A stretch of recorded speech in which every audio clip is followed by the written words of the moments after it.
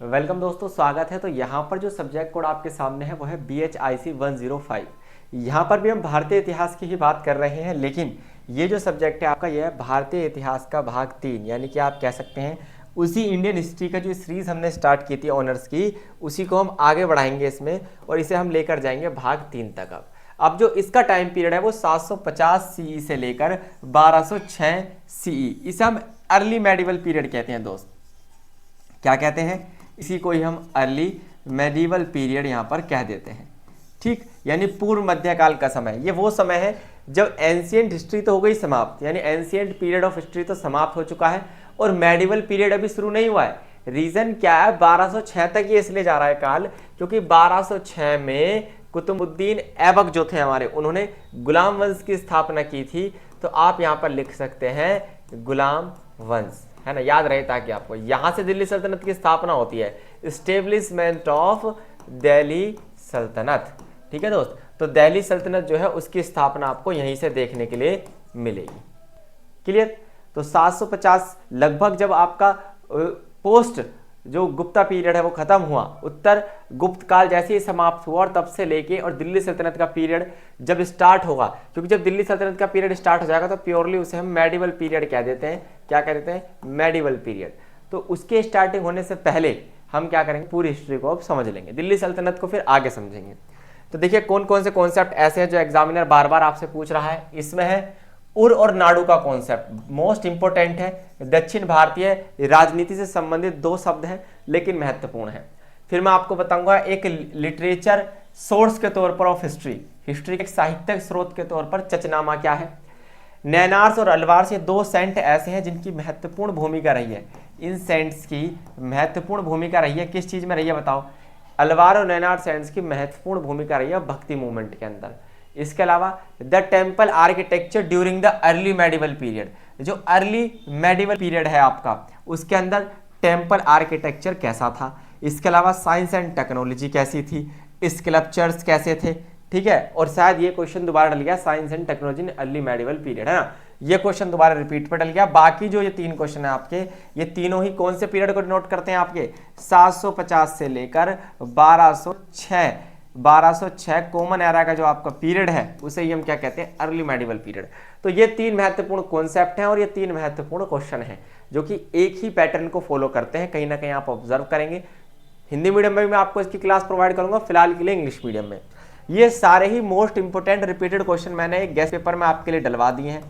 ये हमारा WhatsApp number है, इस व्हाट्सएप नंबर पर आप क्या कर सकते हैं, किसी प्रकार का पेड गेस्ट पेपर, नोट्स वगैरह आपको चाहिए हो, सोल्ड असाइनमेंट PDF चाहिए हो, तो आप यहाँ पर क्या कर सकते हैं, हमसे कॉन्टैक्ट कर सकते हैं। जितने भी हिस्ट्री ऑनर्स वाले स्टूडेंट हैं उनके लिए तो है ही है। आगे चलिए, सबसे पहले समझते हैं उर और नाडु का कॉन्सेप्ट क्या है। इसको समझना मोस्ट इंपोर्टेंट है हमारे लिए। देखिए, in early South Indian history ur and nadu were administrative and social economic units in Chola period. तो आपको पता होना चाहिए कि साउथ इंडिया में उस समय 3 ही तो वंश थे, एक चोल, एक चेर और एक पांड्य। 3 वंश थे जिनका शासन साउथ इंडिया में रहा है अर्ली मेडिवल पीरियड में। तो वहीं पर कुछ एडमिनिस्ट्रेटिव और सोशल इकोनॉमिक यूनिट्स हुआ करती थी, जिनमें से उर और नाडु 2 हैं दोस्त। देखिए, उर का मतलब अलग है, नाडु का मतलब अलग है। उर मतलब it was a village level assembly, यानी गांव स्तर पर जो सभा बनाई जाती थी, गांव स्तर पर जो सभा बनाई जाती थी प्रशासन को चलाने के लिए, ये सभा क्या होती थी? गांव के लोगों से मिलकर ही बनती, जिसे आज के समय आप पंचायत कह देते हैं। उस समय साउथ इंडिया में, दक्षिण भारत में उसे क्या कहते थे? उर कहते थे। ठीक है, compose of local land owners. और ये जो थे दोस्त, जो यहाँ पर लैंड ओनर्स होते थे, पीजेंट्स होते थे। मान लीजिए ये गांव है, तो इस गांव में जो जमींदार हैं और इस गांव के जो किसान हैं, उनसे मिलकर क्या बनती थी? ये सभा बनती थी। इसका काम था लोकल लेवल की प्रॉब्लम्स को देखना, जैसे फॉर एग्जांपल इरिगेशन। इरिगेशन समझते हो? सिंचाई, लैंड डिस्ट्रीब्यूशन, भूमि को बांटना, और टैक्सेशन। ये सभी काम किसका था? कहीं ना कहीं आप देखिए सभी काम आपका सिर्फ और सिर्फ उर का हुआ करता था, और यानी कि गांव स्तर की एक सभा। अब ये नाडु क्या है? It was a larger territorial unit. ये क्या है? एक टेरिटोरियल यूनिट है, मतलब उर से बड़ी है थोड़ी। उर से क्या है? थोड़ी सी लार्ज आपको देखने के लिए मिलेगी नाडु वाला कॉन्सेप्ट। कैसे? It means it functioned as a intermediate administrative division between the village और किंग्स अथॉरिटी। यानी सबसे ऊपर होता है आपका किंग दोस्त। सबसे ऊपर कौन है? आपका किंग है। उसके बाद क्या है? आपका उर है, और उसके नहीं नहीं, किंग से बीच में आएगा ये, है ना। किंग के बाद नाडु यानी बड़ा डिस्ट्रिक्ट, और उसके बाद सबसे छोटे डिस्ट्रिक्ट ग्रामीण स्तर के कौन से हो गए आपके उर। तो आप कह सकते हैं उर और किंग को जोड़ने वाली जो यूनिट थी, उर और किंग को जोड़ने वाली यूनिट को हम क्या कहते हैं यहाँ पर, नाडु कह सकते हैं, ठीक है। Nadu assemblies often controlled by the elite played a crucial role in the revenue collection and local governance. तो देखिए, राजा पूरे साम्राज्य पर शासन तो नहीं चला सकता, इसलिए उसने अपने साम्राज्य को कई छोटे छोटे हिस्सों में क्या हुआ था, बांटा हुआ था। तो यहाँ पर किंग क्या करता था, नाडु से सारा टैक्स कलेक्शन कर लेता था और नाडु उर से करते थे। तो क्या ये बिल्कुल आपको जमींदारी व्यवस्था जैसा नहीं लग रहा है? आप कहेंगे बिल्कुल सर। क्या आपको ये सामंती व्यवस्था जैसा नहीं लग रहा है, फ्यूडलिज्म? आपने वर्ल्ड हिस्ट्री मैंने आपको पढ़ाई थी और फ्यूडलिज्म मैंने आपको बताया था। तो फ्यूडलिज्म की खास बात क्या होती है, यदि आप देखें तो फ्यूडलिज्म का मतलब ही यही है कि कुछ स्तरों में जमीन को बांट दिया जाएगा और फिर टैक्स कलेक्शन किया जाएगा। तो ये कुछ व्यवस्थाएं हैं। आप कह सकते हैं गांव है तो ये बड़ा कस्बा है और ये फिर पूरा साम्राज्य है। तो सेंट्रल स्टेट और आप कह सकते हैं लोकल गवर्नमेंट का ये जो डिसेंट्रलाइजेशन ऑफ गवर्नमेंट है, इसे आप उर और नाडु कॉन्सेप्ट कहते हैं। यहां तक बात समझ में आपको आई या नहीं आई, जल्दी बताइए। मुझे नहीं लगता यहां तक कोई दिक्कत या परेशानी आपको हुई होगी। नेक्स्ट चलते हैं आगे। नेक्स्ट है आपके सामने दोस्त नैनार्स और अलवार्स, इनकी बात करते हैं। अब देखिए, दोनों ने ही तमिल भक्ति जो सेंट है उनके रूप में भूमिका निभाई है। जब भक्ति मूवमेंट चल रहा था जो कि दक्षिण भारत से आपका स्टार्ट हुआ था, है ना, उसको लेकर दोनों ही क्या है, संत हैं। अब ये नैनार कौन है? नैनार में आप देखोगे, नैनार जो है, नैनार में नयन शब्द छुपे हुए हैं। आप इससे इस चीज को याद रख सकते हैं। और नयन मतलब नेत्र, और एक ही देवता एक ही ईश्वर ऐसे हैं जो 3 नेत्रों वाले हैं, मतलब भगवान शिव। तो इट मीन्स यहाँ पर वो संत आते हैं जो भगवान शिव की पूजा करते हैं। टोटल 63 सेंट्स क्या रहे हैं, हमारे नैनार रहे हैं मेजरली। हालांकि बहुत सारे लोगों ने नैनार संत के रूप में काम किया, लेकिन मेजर 63 आपके क्या करे जाते हैं, माने जाते हैं। अलवार मतलब, अलवार में जो वी शब्द आता है इससे आप विष्णु बना सकते हैं, है ना। अलवार में जो वी शब्द आता है मतलब विष्णु। तो ये वो लोग हैं जो भगवान विष्णु के क्या कह सकते हैं आप, भक्त रहे हैं। टोटल 12 ऐसे संत हैं जो जाने माने गए हैं किसके अंदर, आप याद रखिए, अलवार के अंदर। तो इन दोनों ने मिलकर क्या किया, इन्होंने कहा कि प्यार से और पर्सनल डिवोशन टू गॉड से ईश्वर को प्राप्त किया जा सकता है। यज्ञ बलि, कास्ट सिस्टम, इन सभी को इन्होंने हटाया। ब्राह्मण प्रभुत्व को इन्होंने हटाया, है ना। कर्मकांड नहीं करने हैं, सिर्फ ज्ञान से, नॉलेज से या फिर लव से हम ईश्वर को प्राप्त कर सकते हैं। ये व्यवस्था किसने सेट की, ये अलवार और नैनार संतों ने सेट की थ्रू भक्ति मूवमेंट के माध्यम से। क्लियर, आगे चलिए। Temple architecture during early medieval period. अब ये क्वेश्चन वे स्टार्ट हो गए कि अर्ली मेडिवल पीरियड में कौन सी चीज कैसी थी। सबसे पहले जानेंगे मंदिर निर्माण की वास्तुकलाएं, देखिए कैसे कैसे थी। तो यहां पर टेम्पल आर्किटेक्चर की बात 8वीं से 12वीं शताब्दी में की जा रही है, मतलब वही है अर्ली मेडिवल पीरियड में की जा रही है। तो सबसे पहला नागर स्टाइल, द्रविड़ स्टाइल और वेसर स्टाइल। अब आप कहेंगे सर ये क्या है, ये 3 वो स्टाइल हैं जिन स्टाइल्स में मंदिरों का निर्माण किया जाता है। अब देखिए, द्रविडियन लोग सामान्यतः कहाँ रहते हैं, भारत के साउथ वाले हिस्से में रहते हैं, तो इसलिए इस स्टाइल का नाम पड़ा द्रविड़ स्टाइल, जो कि साउथ इंडिया में इस्तेमाल किया जाता है मंदिरों को बनाने के लिए, है ना। याद रखिए, यहां पर जो मंदिर है वो आपको पिरामिडल विमान यानी कि टावर के तौर पर देखने के लिए मिलेंगे। इसके अलावा यहां पर आपको पिलरेड हॉल्स देखने के लिए मिलेंगे, लार्ज गेटवेज देखने के लिए मिलेंगे। सबसे बड़ी विशेषता तो इनकी यही है, जैसे आप देखिए वृद्धेश्वर मंदिर जो है भगवान विष्णु का मंदिर है तमिलनाडु के अंदर, ये आपको इसी शैली में देखने के लिए मिलेगा, द्रविड़ शैली। खास बात ये होती है कि मान लीजिए यहां पर टेम्पल है, एग्जाम्पल के लिए यहां पर टेम्पल है, तो इससे कुछ दूरी पर ही क्या बनाया जाएगा, एक गेट बनाया जाएगा, इसे आप एंट्री गेट कहते हैं। इसे आप तोरण गेट भी कह सकते हैं। क्या कह सकते हैं आप इसे, तोरण गेट, तोरण द्वार भी आप इसको क्या कर सकते हैं, कह सकते हैं। तो तोरण द्वार बनाने की जो प्रक्रिया है ये आपकी द्रविड़ स्टाइल में आती है। अब ये नागर स्टाइल क्या है, नागर मतलब नाग यानी कि स्नेक की फॉर्म में। इट मीन्स आपने इस तरीके के मंदिर देखे होंगे, सामान्यतः उत्तर भारत में ही आपको देखने के लिए मिलेंगे।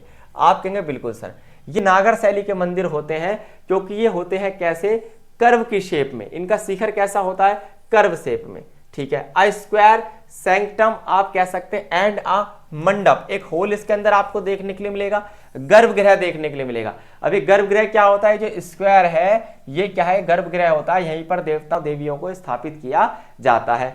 एग्जाम्पल के लिए वर्ल्ड फेमस खजुराहो टेम्पल जो है, जो कि मध्य प्रदेश के अंदर आपका है, ये टेम्पल आपका क्या है, ये कौन सी शैली में बना हुआ है, ये आपका नागर शैली में बना हुआ है।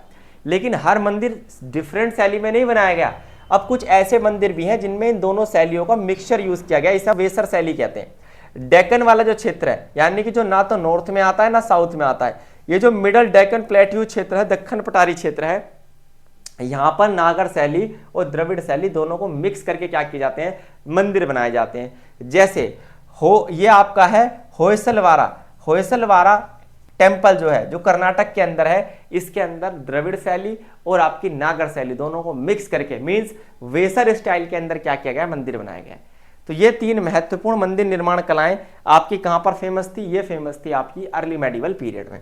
आगे चलिए, अर्ली मेडिवल जो पीरियड आपका रहा है, इसमें साइंस एंड टेक्नोलॉजी को लेकर क्या कार्य किया गया, इसको समझने की अब आपको कोशिश करनी है। साइंस एंड टेक्नोलॉजी की बात करें तो हर फील्ड में इस समय काम हुआ, यानी कि चाहे एस्ट्रोनॉमी हो, ज्योतिष विज्ञान हो, मैथमेटिक्स हो, चिकित्सा यानी मेडिसिन हो, मेटलर्जी हो, या फिर आपकी इंजीनियरिंग हो, हर प्रकार के विज्ञान में कहीं ना कहीं क्या हुआ है, आप कह सकते हैं डेवलपमेंट हुआ है। जैसे एस्ट्रोनॉमी और मैथमेटिक्स की ही बात करें तो आर्यभट्ट का नाम आपने सुना होगा 5th सेंचुरी के आसपास। इन्होंने मैथमेटिक्स को शेप दी है ना, जीरो दिया इन्होंने, ठीक। इसके अलावा भी ढेर सारी चीजें इन्होंने मैथ्स को दी हैं।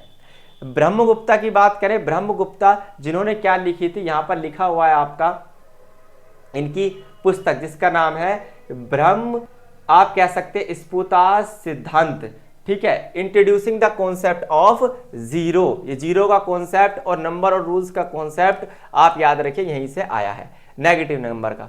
इसके अलावा द पंचांग हिंदू कैलेंडर, वो भी इसी समय डेवलप हुआ। एस्ट्रोनॉमर्स, कुछ एस्ट्रोनॉमर्स हुए जैसे भास्कर प्रथम और भास्कर सेकंड, जिन्होंने भास्कराचार्य क्या लिखा, आप कह सकते हैं भास्कराचार्य के नाम से जाने जाते थे। इन्होंने किसको लेकर जानकारी दी, हमें एस्ट्रोनॉमी को लेकर जानकारी दी।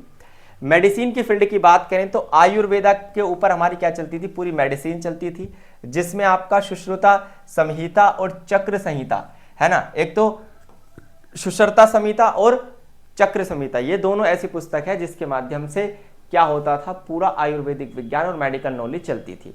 न्यू मेडिकल ट्रीटीज यहाँ पर हुई एज आप कह सकते हैं माधव निदान, ठीक है। डिजीज, पैथोलॉजी एंड डायग्नोसिस, तीनों ही प्रक्रिया यहाँ पर होती थी दोस्त, मतलब बीमारियों के पीछे के कारण जानने की प्रक्रिया, फिर उनका इलाज करने की पूरी प्रक्रिया थ्रू द आयुर्वेद, ये सभी चीजें यहाँ पर होती थी। मतलब मॉडर्न टेक्नोलॉजी हमारे पास थी। हर्बल मेडिसिन के साथ साथ आपको मिनरल बेस्ड ट्रीटमेंट भी देखने के लिए मिल जाएगा। सर्जिकल टेक्निक्स भी थी, ये सब मैंने इसके अंदर लिख दिया है क्या क्या था। फिर इंजीनियरिंग की यदि हम बात करें तो इंजीनियरिंग में आप देखेंगे Indian metallurgy was highly advanced. कैसी थी, हाईली एडवांस थी, जिसे आप देख सकते हैं आयरन पिलर इन दिल्ली। भाई दिल्ली के अंदर जो लोह स्तंभ है, लोह स्तंभ जो कुतुब मीनार के पास लगाया गया है, उसमें आप देख सकते हैं कि भारत के अंदर कितनी ही ज्यादा अच्छी तरीके से धातु विज्ञान लोगों को था कि आज भी इस आयरन पिलर में कहीं भी आपको जर लगा हुआ दिखाई नहीं देगा, ठीक है। इसके अलावा आप देखिए टेम्पल कंस्ट्रक्शन टेक्निक खतरनाक थी, जैसे एग्जांपल के लिए वृद्धेश्वर मंदिर जो कि आपका द्रविड़ शैली में बना हुआ है तमिलनाडु में, और कोणार्क सन टेम्पल उड़ीसा के अंदर, ये दोनों ही टेम्पल आपको कैसे देखने के लिए इंजीनियरिंग का बेहतरीन एग्जाम्पल आर्किटेक्चर का। वाटर मैनेजमेंट सिस्टम बहुत बढ़िया था। एग्रीकल्चर की बात करें तो आयरन प्लोज और वाटर व्हील्स, इन दोनों का इस्तेमाल इरिगेशन के लिए किया जाता था। क्रॉप रोटेशन टेक्निक थी। क्रॉप रोटेशन टेक्निक क्या होती है भाई, 6 महीने के लिए एक फसल उगाना और 6 महीने के लिए फिर उसी जमीन पर दूसरी फसल उगाना, ये क्रॉप रोटेशन टेक्निक होती है। आपको याद रहेगी नहीं रहेगी, ठीक है। आगे चलिए स्कल्पचर्स की बात करते हैं थोड़ी सी। स्कल्पचर समझते हैं आप, बताइए दोस्त, क्या आप स्कल्पचर समझते हैं? स्कल्पचर्स यानी मूर्तियां। स्कल्पचर की बात करें तो ज्यादातर मूर्तियां धर्म और मंदिर में स्थापित किए जाने वाले देवी देवताओं से संबंधित थी, स्पेशली या तो हिंदुइज्म, बुद्धिज्म या फिर जैनिज्म की मूर्तियां, ठीक है। यही स्कल्पचर्स बनाए जाते थे। अब जैसे फॉर एग्जांपल हिंदू स्कल्पचर्स की बात करें तो इनके अंदर आपको क्या देखने के लिए मिलेंगे, इनके अंदर आपको भगवान, गुडनेस, मिथिकल क्रिएचर्स और आपके कैलेस्टियल बीइंग्स, मतलब जैसे खजुराहो टेम्पल आप देखेंगे मध्य प्रदेश में हिंदू टेम्पल है। इसके अलावा वृद्धेश्वर टेम्पल तमिलनाडु में जो आपका अभी मैंने बताया था, कौन सी द्रविड़ शैली में बना हुआ टेम्पल है जो कि चोल डायनेस्टी के अंदर बना हुआ है, ठीक है। और भगवान विष्णु का टेम्पल है। ये सब हिंदू स्कल्पचर्स के अंदर आप रख सकते हैं। बुद्धिज्म स्कल्पचर्स के अंदर आपको स्तूप देखने के लिए मिलेंगे, जैसे सांची का स्तूप है ना, सांची स्तूप तो आपने सुना ही होगा। तो जो सांची स्तूप है दुनिया का सबसे प्राचीन स्तूप माना जाता है। स्तूप क्या होता है, एक ऐसी जगह होती है जिसके अंदर, हालांकि ये खोखला नहीं होता, ये अर्धगोलाकार ठोस आप कह सकते हैं इमारत होती है, जिसमें आपको महात्मा बुद्ध के अवशेष मिलेंगे, है ना, इसलिए उसको पवित्र स्थान माना जाता है।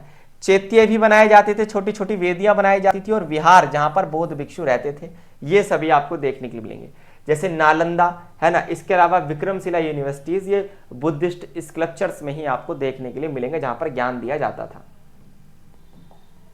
जैन स्कल्पचर्स की बात करें तो लार्ज जैन आप कह सकते हैं तीर्थकार, जो तीर्थकर हुए हैं जितने भी, चाहे वो आपके महावीर हो, महावीर जैन हो, ऋषभ देव हो, पार्श्वनाथ हो, सभी के ही स्कल्पचर्स आपको जैन धर्म में देखने के लिए मिलेंगे। ब्रोंज स्कल्पचर्स आपको देखने के लिए मिलेंगे, स्पेशली चोल वंश के अंदर, चोल डायनेस्टी के अंदर।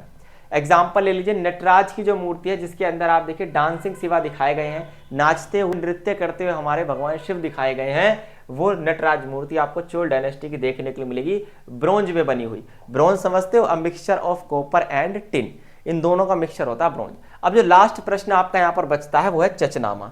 चचनामा की यदि बात करें दोस्त, तो चचनामा एक तरीके से आप कह सकते हैं हिस्टोरिकल सोर्स है। हिस्ट्री को जानने का एक हिस्टोरिकल सोर्स आपका क्या है, आप कहेंगे सर चचनामा है। चचनामा को फतेहनामा भी आप कह सकते हैं, फतेहनामा सिंध, क्योंकि जब सिंध पर आक्रमण करके आक्रमणकारियों ने सिंध को जीत लिया था, उसी ही विजय यात्रा की, उसी युद्ध की जानकारी हमें कहाँ मिलती है, सिंध पर जीत की यात्रा की पूरी जानकारी हमें चचनामा में मिलती है। लगभग 13वीं सेंचुरी के आसपास पर्शियन क्रोनिकल्स में एक ऐसी जानकारी मिलती है कि किस तरीके से अरब लोगों ने सिंध को 712 सीई के आसपास क्या किया, जीता। और किसने जीता था, मोहम्मद बिन कासिम ने। मोहम्मद बिन कासिम जो कि एक अरब आक्रमणकारी था, अरेबियन आक्रमणकारी आप कह सकते हैं, उसने जब सिंध के ऊपर, भारत के सिंध के ऊपर क्या किया, हमला किया। सिंध समझते हो, पंजाब के जस्ट पास है, अब तो पाकिस्तान में ये स्थान। अब सिंध पर जब हमला किया तो सिंध को जीता 712 कॉमन एरा के आसपास। तो इसी पूरी घटना को चचनामा नामक पुस्तक में रखा गया था। ओरिजिन एंड ऑथरशिप की बात करें तो इसे अली कूफी ने लिखा था 1216 के आसपास, है ना, during the rule of Delhi सल्तनत। दिल्ली सल्तनत के समय पर लिखा गया था 500 साल बाद। It is believe to be a translation, ये ऐसा कहा जाता है कि ट्रांसलेशन है, ठीक है, किसमें, an earlier Arabic text. It means इसको पहले किसी अरेबिक पुस्तक में लिखा गया था, उसके बाद इसको ट्रांसलेट करके चचनामा का नाम दिया गया था। हिस्टोरिकल कंटेक्स्ट की बात करें तो मैंने आपको बताया ही है, ये बताती है हिस्ट्री ऑफ सिंध, सिंध की हिस्ट्री बताती है। कब कब, जब तक अरब इवेजन नहीं हुआ था, उससे पहले की भी हिस्ट्री और उसके बाद की भी आप कह सकते हैं हिस्ट्री, यानी पहले की हिस्ट्री और बाद की हिस्ट्री दोनों ही दिखाता है कौन, आपका आप कह सकते हैं चचनामा बुक। इसके अलावा it describes Muhammad bin Qasim's military campaign against king Dahir. अब किंग दाहिर कौन थे, ये सिंध के उस समय आप कह सकते हैं राजा थे। इनके खिलाफ मोहम्मद बिन कासिम ने किस तरीके से अपना मिलिट्री कैंपेन चलाया, उसकी जानकारी भी आपको चचनामा में मिल जाएगी। तो उम्मीद है क्लास आपको पसंद आई होगी। कोई भी डाउट आपका है तो हमसे पूछ सकते हैं। धन्यवाद।